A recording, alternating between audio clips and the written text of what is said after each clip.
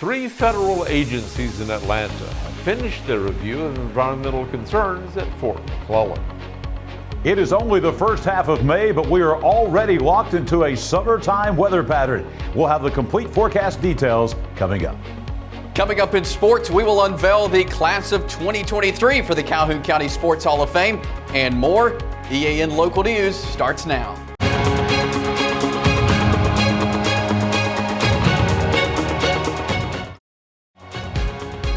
This segment of EAN Local News is brought to you by Waldrop Manufacturing, metal buildings made right here in Calhoun County.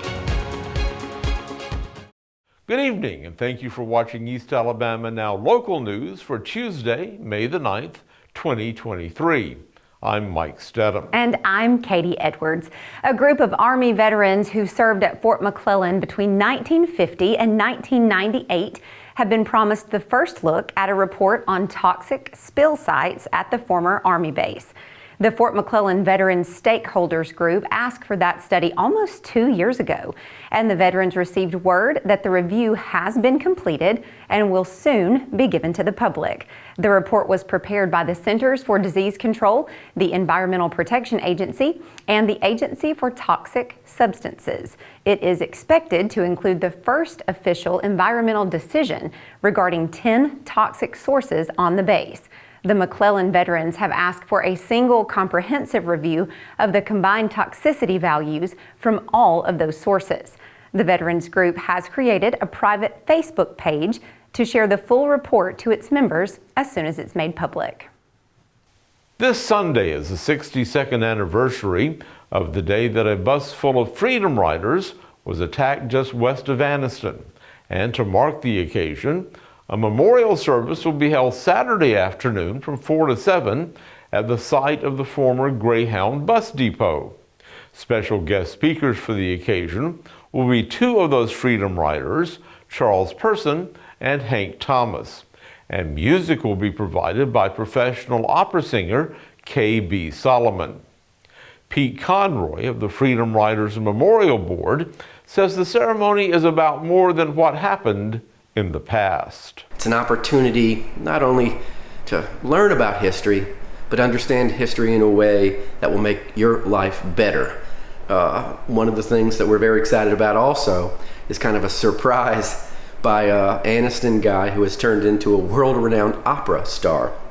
His name is K.B. Solomon, and he has been singing with the Met. He's out of Los Angeles, and he's coming to lighten the day and amaze people with his basso profundo voice. Conroy says this year's anniversary ceremony will be held right in front of the new Anniston Freedom Center, located where the bus depot once stood.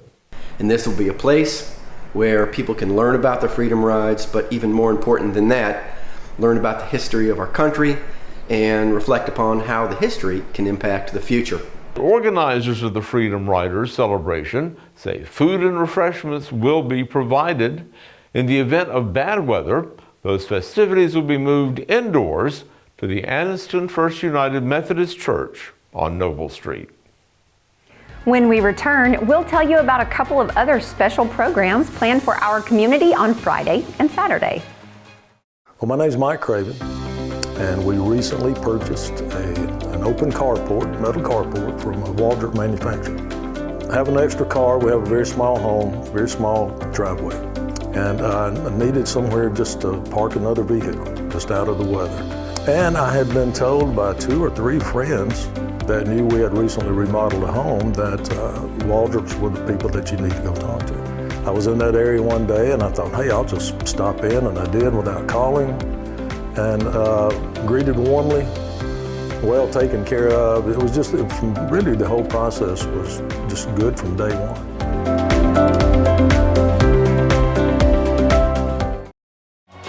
This segment of EAN Local News is brought to you by WM Grocery, located in Heflin, Wadowee, Roanoke, and in Piedmont.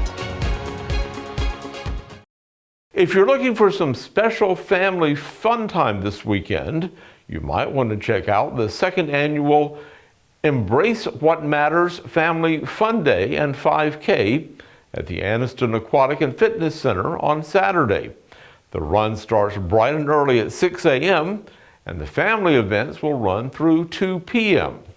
The event is being put on by the mental health coordinators of the Anniston, Jacksonville, and Oxford City School Systems, along with the Calhoun County School System, in partnership with Jacksonville State University and several other agencies. There'll be local vendors, food trucks, a bounce house, face painting, and games for the kids. There is still time to register for Friday's Out of the Shadows Summit in Oxford. The event is held each year to focus on current research, advocacy, and other topics related to mental health. Consumers, family members, and professionals are encouraged to attend. 5.5 professional training credits will be available for nurses, social workers, and counselors. The program runs from 8 a.m. until 4:30 p.m. at the Oxford Civic Center. Registration details are on Facebook. John Holder joins us now from the Weather Center with these special events planned for the weekend. All eyes are going to be on the skies looking for those rain clouds. John, will any of these celebrations get rained out? Well, Katie and Mike, the short answer is no. There's a chance of a shower this weekend on both Saturday and Sunday, but that chance of rain is only 1 in 5. The big story this weekend will be the heat. We'll have the complete forecast details coming up. Since 1993, WM Grocery has been a major part of our local community. WM offers the very best in fresh produce and an outstanding meat department. WM also has many local products not found anywhere else and fresh sushi every day. If you need an event catered, come see Mrs. K at any WM store. Curbside pickup is also available for your online grocery orders. Be sure to download the WM app for all the deals of the week and shopper rewards. Go check them out today at any of their locations. We take pride in our community and appreciate your business.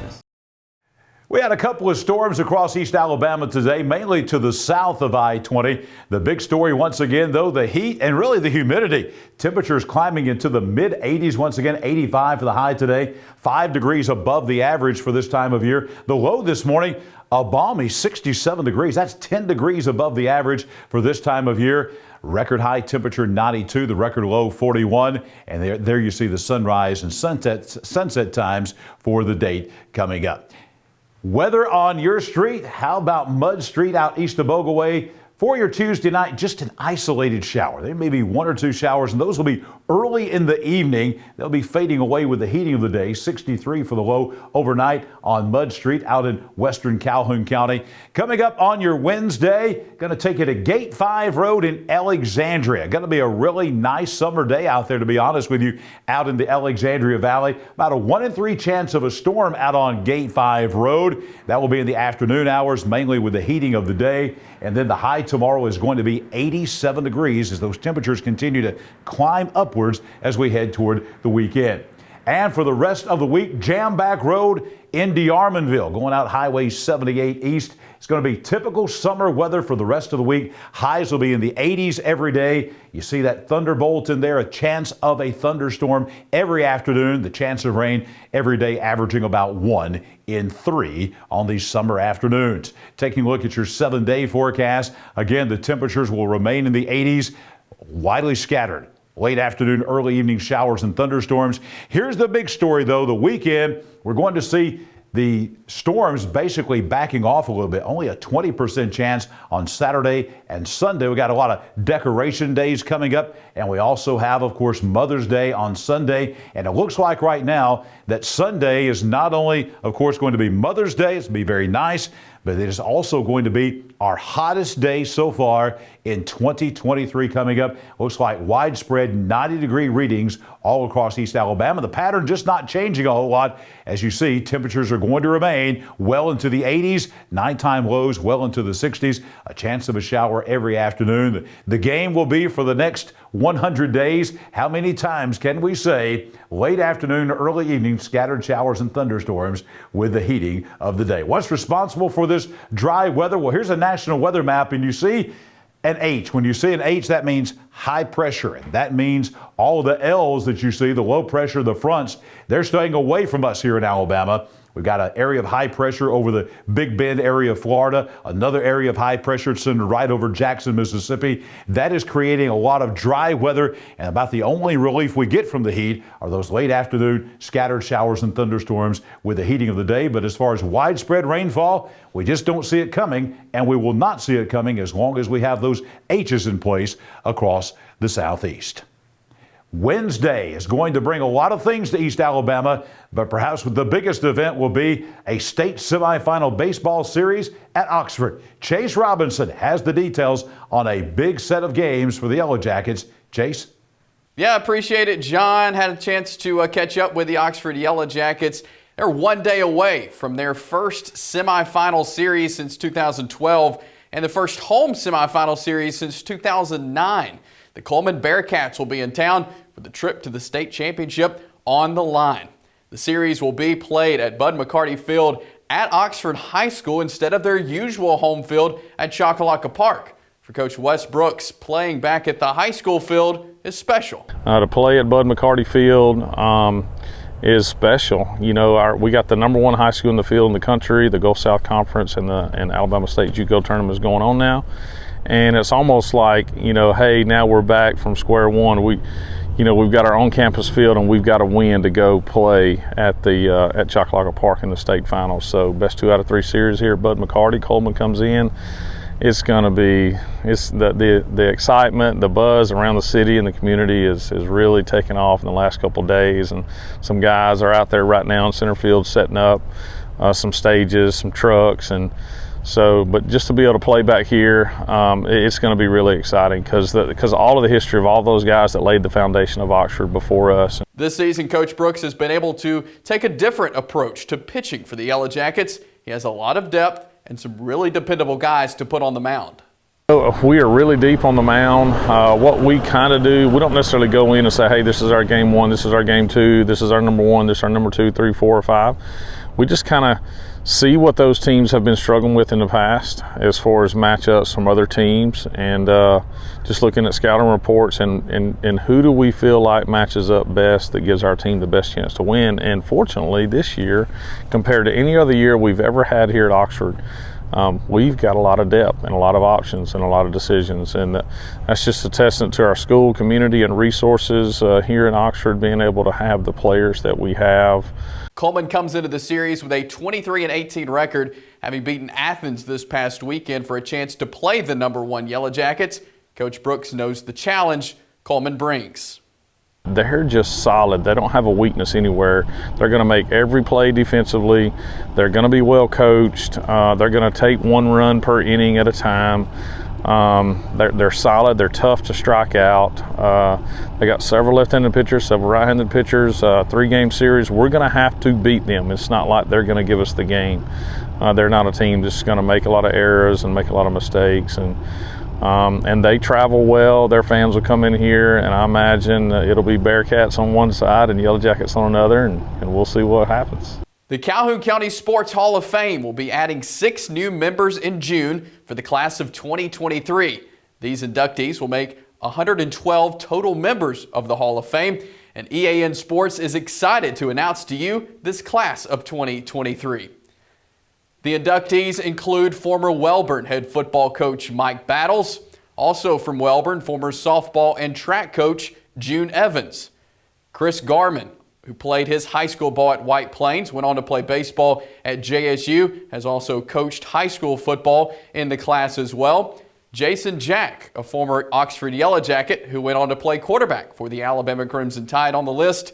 Also Terry McCord from Anniston, who played basketball at Troy, as well as Barney Wilson, who played baseball and football at Oxford and played baseball for the Jacksonville State Gamecocks.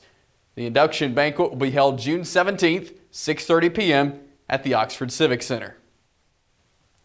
The AHSAA softball regionals have begun, and it was a big day for Pleasant Valley. They got the day started up on Sand Mountain Park in Albertville. The Lady Raiders had Fife first this morning. Fife took an early 1-0 lead, but it was all Pleasant Valley after that. The Lady Raiders took the game 11-4. They will move on to play the winner of West End and Eider. Another note for Pleasant Valley, in that win, head coach David Bryant picked up his 500th career win as Pleasant Valley softball coach. What an incredible accomplishment. Congratulations to Coach Bryant. That's it for sports. Let's send it back over to Mike and Katie. Thank you for watching East Alabama Now Local News. If you're one of the many new viewers who have found our nightly newscast recently, welcome. We're glad you're here, and we would love to hear from you and have you share these newscasts and stories on Facebook and on YouTube. That's right. Please check back with us every weekday evening around 6:30, either on Facebook or YouTube, for a recap of what's been happening in your community. Don't forget to like and subscribe, and even leave us a comment, because we love hearing from you. We'll see you Wednesday for your news on your schedule.